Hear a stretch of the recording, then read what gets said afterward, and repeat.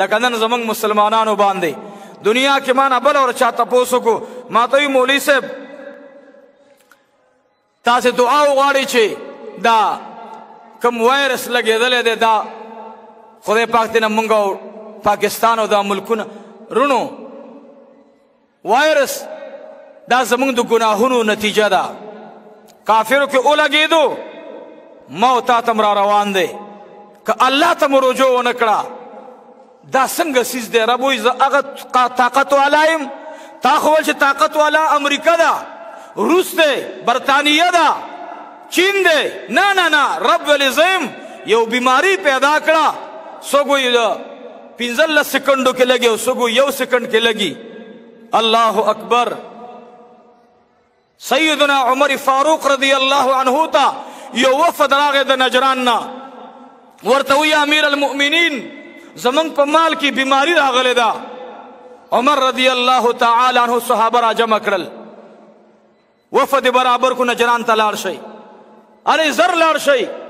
نجران ته وفد لاړو امیر المؤمنین رضی الله تعالی عنه مبارکم ورپسې لاړو ورته وی اے د نجران تجارانو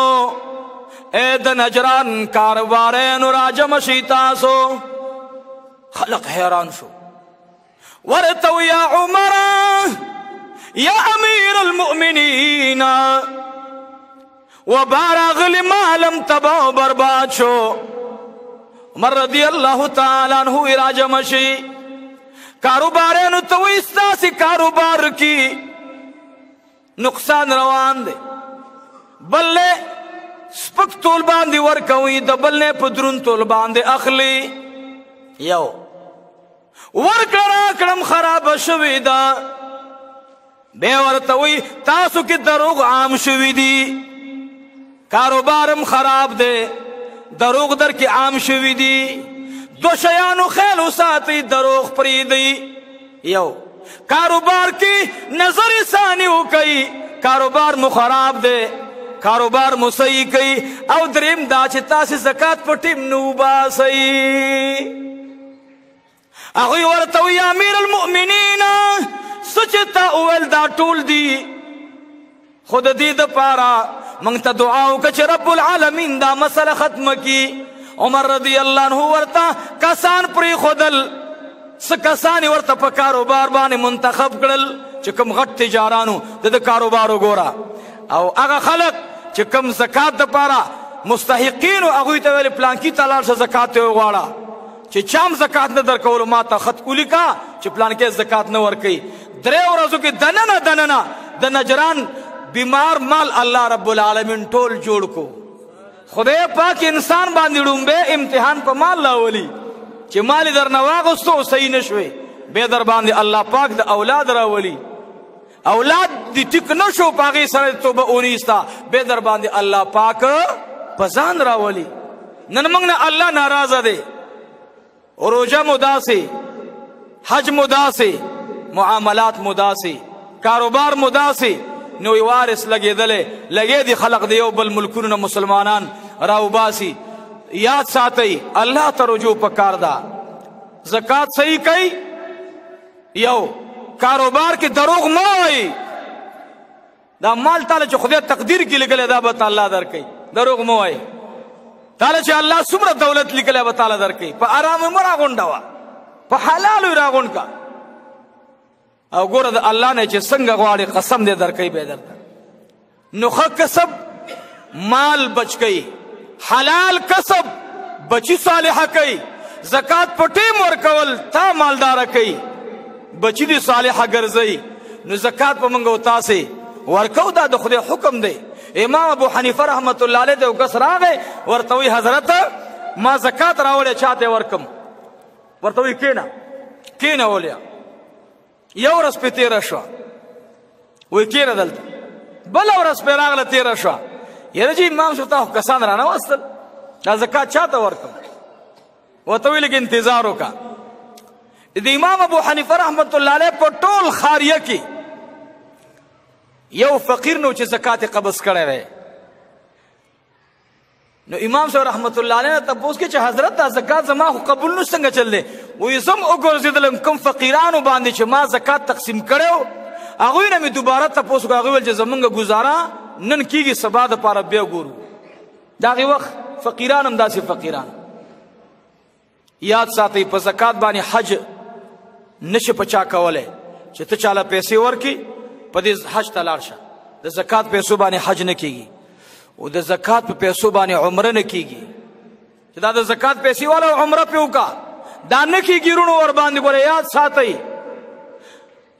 مدرسه چې قرضدار نه پاغه زکات نه کیږي دا زما مدرسه ده زکات په ما باندې به ال کیږي چې کله زما د مدرسې په ما قرض راغی قرض نشته نو زکات نه څنګه والم زکات اره مسله موږ په دې منبر درته بیانو د الله د رضا لپاره مدرسه قرضدار شو محتمم سره ناظم سره استاد سره رابطه وکاوي مولوی صاحب دی کې څه ضرورت دی کاغه ضرورت د زکات په پیسو کېدلو زکات کې ورکا کله زکات په پیسو نه کېدلو نو زکات به مستحق ته ورسوا بس مسله ډیره جوړه ده منګه صاحب دا یو کوم سکیم په حکومت شروع کړو مخکې نه هغه بنظیری سکیمو کې څه شو یو ځل ما چان ته بوزو کوم الله زنان ډېر عزت ولاړ دي ولدا د بنظیر د زکات سکیم دې څه پروګرام دی زمنګ مالدار خلکو په کې اول نه زنانه ولاړی په ایمان یو خدای به وایرس نه لګي اے مالدار خدای ته وګوره ته فقیر ته ورکا زکات ته مستحق ته زکات ورکا خپل زکات مخوره چې ته د خیرات مال دا زمنګ ام پیغان دي ک ناظمان دی او ک اره بلادا قسم په خدای چې دوی دا پیسې دوی په خپل مال په خپل کور په خپل باغ لګي دا حرام دي دوی د پاره دا په قیامت کې دا فقیران د گریوان نه نسی دا به دا فقیران نسی ورته به وای چې تا په باغ جوړولو تا په کور ته خپل روډ په خولو زما غم بدی کړه وې عام روډ دی عام روډ عام کوڅه ده او یو خوا د کونسلر کوڅه ده د ناظم کوڅه ده ناظم دې ځان له خپل پیسو جوړه کی دا د بیت المال د مال نه نشي جوړولې عمر رضی الله عنه گورنر د یمن ته خط ولېګلو چې زه خبر شوم چې ته یو کس په جانماز باندې مونږ کې داغه په مصلی باندې مونږ کې زر زر گورنری پرې دا ورازه هغه درخواست کو یا امیر المؤمنین ما ته جانماز هغه هدیه کې راغړې ورته ویل په یمن کې ډېر غریبان پراته دي هغه له ولی په هبه کې نه ورګي تعالی درکې الله زر زر راځه راغه په مدینه منوره کې امداسي معزوله کول ته گورنری نه کې دا زمون حال دی نو صاحب یو وارث علی دا یو بل سره ملاوي گینا یو بل سره بدانه کوي یو بل سره بدانه کوي زدر ته یو بل ته غاړي ور کوي غاړي وایرس دینه نه لګيږي وایرس د الله عذاب دی الله ناراضه دی الله ناراضه دی حکومتونو والا هغوی دم الله ته رجوع کی او دا داسې وبا راغلی ده که ستاسې خیال ګوره ړومبی کفري ملکونه ونیول چینی ونیولو امریکې ته ورسېدو یو ځای او بل ځای تاسې ته وایم هغوی لم دا د ایمان موقع د هغوی د ایمان راوړي الله له دې رجوع کی قسم دې چین والا دې په صدق باندې وي چې لا اله الا الله محمد رسول الله هغوی د ایمان راوړي که وایرس په سترګو ولیدلو بیا دې ما ته مخ تور کی کلمه دې هغوی وایي ځه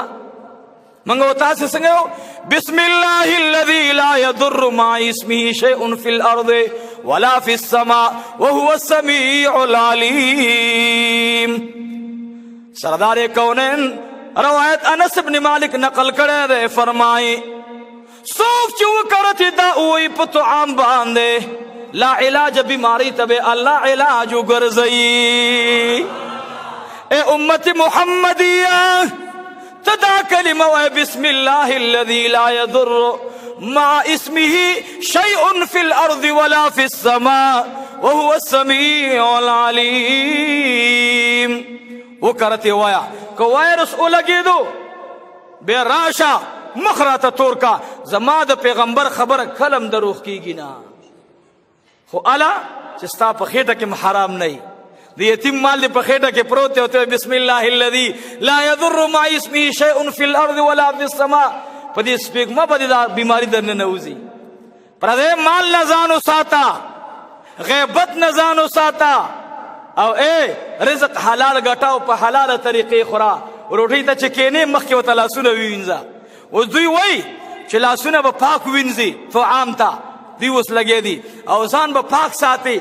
او دا بکې دا خو زما د محبوب ارشادو چې پاکي د ایمان حصه ده، نیم ایمان دی. تاسو خو نه منله مردارانو. اوس یو انګریز اوس د دې وایرس باره کې یو خبره ایجاد کړې ده چې په چمچو باندې خوراک مه کوئ. واه په چمچو خوراک مه کوئ. دا خو نن نه 1400 کاله وړاندې جناب رسول الله ویلي وو. دا یاد ساتئ. دوی اوس دې ته ورسېدل چې کامیابي په څه کې ده؟ په طریقو د جناب رسول الله کې ده. نو تاسو خپله شروع کړئ که نه چې روټۍ خورو بسم الله وعلى برکت الله. دا به ویو که نه به ویو؟ لاسونه به تړومبې ووینځئ. بعضې خلک زمونږ داسې دا بعضې کاروبارن چې کله بازار کې کار کوي دا زه ګورم هر چا سره زمونږ تعلق وي نو به چې روټۍ ټیمرش داسې وکړي داسې بس وي زمونږ لاسونه پاک دي بس کینې ورته. دا پاک نه دي. نبی علیہ السلام فرمایي روټۍ ته لاسونه پاک ووینځئ.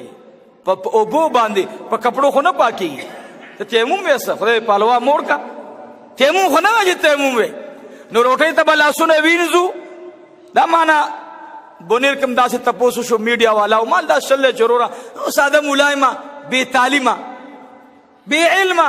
ساده د خدای تعالی فقیرم. خو زه د عام مسلمانانو ته د میډیا په ذریعه باندې رسوم چې یارونو وایرس نه مه یریږئ. آسان علاج دا دی